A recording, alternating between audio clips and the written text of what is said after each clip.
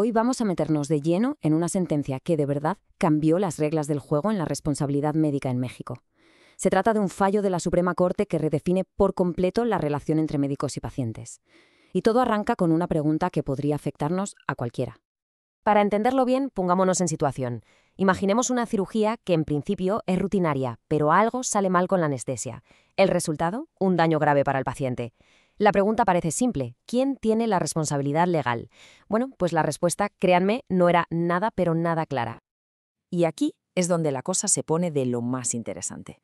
Dos de los tribunales más importantes de México se encontraron con casos casi idénticos y llegaron a conclusiones totalmente opuestas. Por un lado, el 10º Tribunal Colegiado dijo que era un tema de contrato. El paciente firmó un papel, un consentimiento, y con eso aceptó los riesgos. Punto.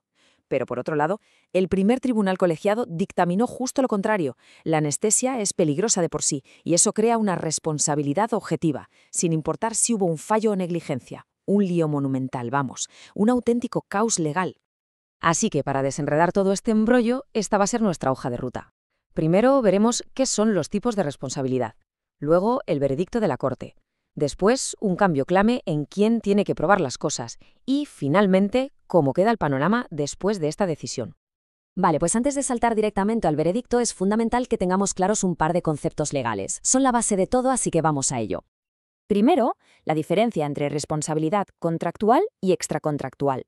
La contractual es fácil de entender. Si contratas a alguien para que te pinte una pared y no lo hace, pues ha incumplido un contrato. Pero la extracontractual es mucho más amplia. Es, digamos, ese deber que tenemos todos de no hacer daño a los demás, exista o no un contrato de por medio. Segundo, y esto es clave, la distinción entre responsabilidad subjetiva y objetiva. A ver, la subjetiva existe demostrar que hubo culpa, o sea, negligencia, que la persona que causó el daño fue descuidada. La objetiva, en cambio, es otra historia. Ahí no hace falta probar la culpa. La responsabilidad nace simplemente por usar algo que, por su naturaleza, es peligroso. Para que quede súper claro, en la responsabilidad subjetiva, tradicionalmente, el paciente tenía que probar 3 cosas, como una lista de la compra. 1, que existió un daño, obviamente. 2, que el médico fue negligente, que no actuó con el cuidado que debía. Y 3, y esto era crucial y muy difícil, que haya una conexión directa entre esa negligencia y el daño.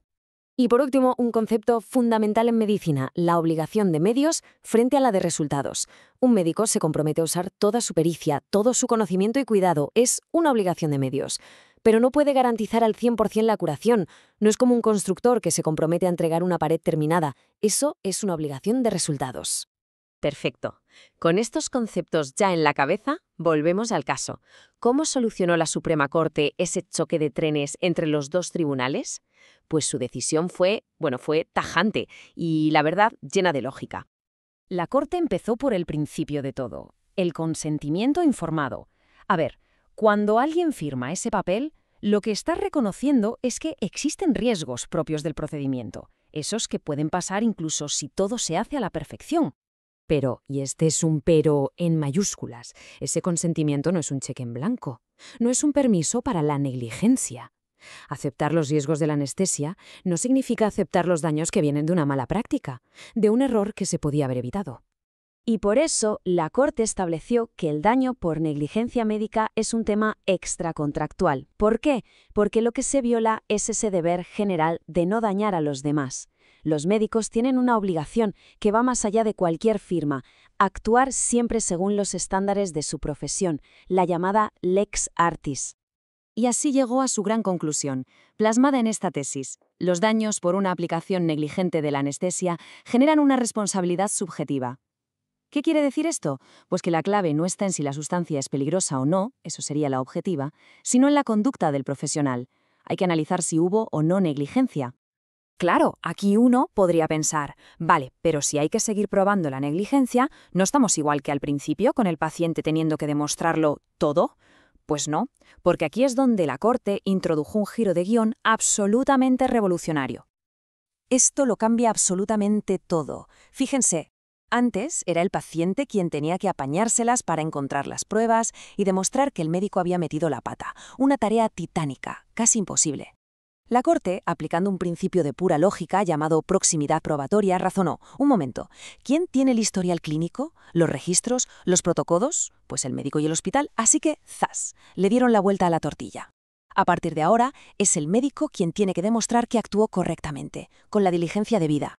Ahora, ojo, es muy importante matizar esto. La carga de la prueba se invierte, sí, pero solo para el elemento de la negligencia. El paciente todavía tiene que demostrar dos cosas: que sufrió un daño y que existe una conexión entre ese daño y la intervención médica. O sea, no es un cambio a una responsabilidad objetiva donde el médico es culpable por defecto, para nada. Es un reequilibrio del proceso para hacerlo más justo.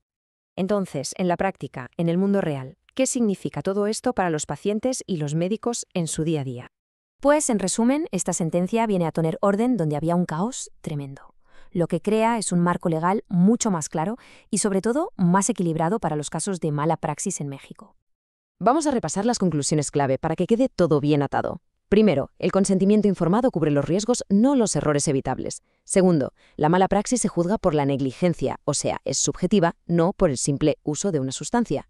Tercero, y esto es vital para los profesionales, ahora son responsables de documentar todo y demostrar que siguieron los procedimientos correctos, la famosa Lex Artis ad hoc. Y por último, todo esto fortalece la capacidad del paciente para buscar justicia, pero sin ignorar que la medicina siempre va a tener riesgos inevitables.